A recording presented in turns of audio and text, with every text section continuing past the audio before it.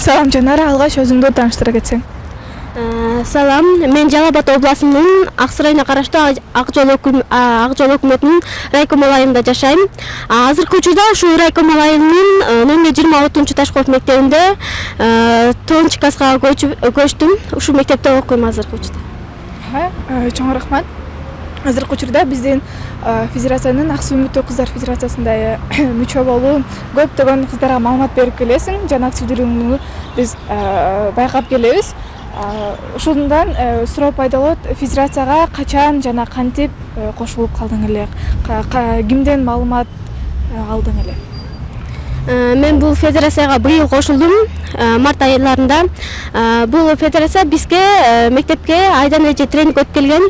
Ошондо мен дагы кызыгуу жаралып, ошо айдан эжеге айттым, мен да ушундай группага кошуп коңчу, мен да сиздер менен иштешким келет деп. Ошентип мен ушул группага кошулуп калдым. Чоң рахмат. Негизи эле мисалы ар бир адамдын келечекке болгон максаты жана пландары, кыялдары болот.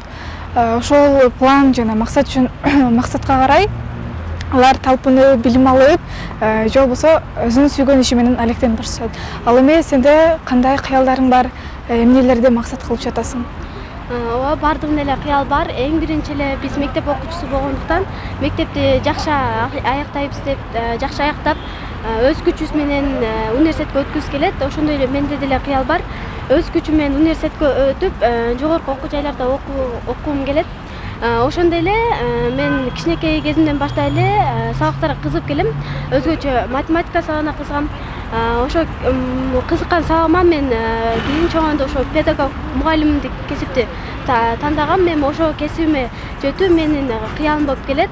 Андан сырткары дагы орус тил, англис тилдерин өздөштүрүп, чет өлкөлөргө саякат жасап, ошондой эле өзүбүздүн кыргыз тилибизди башка чет элдин тилдерине жайылтуу максатым бар. Жана ушундай коомдук иштерге да катышып, активдүү катышып, колуман келишинче жардам берип мен дагы өз күчүмдү кошкум келет. Жана бул кесиптен да сырткары мен көбүнчө дизайнерликке да кызыгам. Бул педагогду окуп бүткөндөн кийин дизайнерге окуйм деген тилегим бар. Чоң рахмат.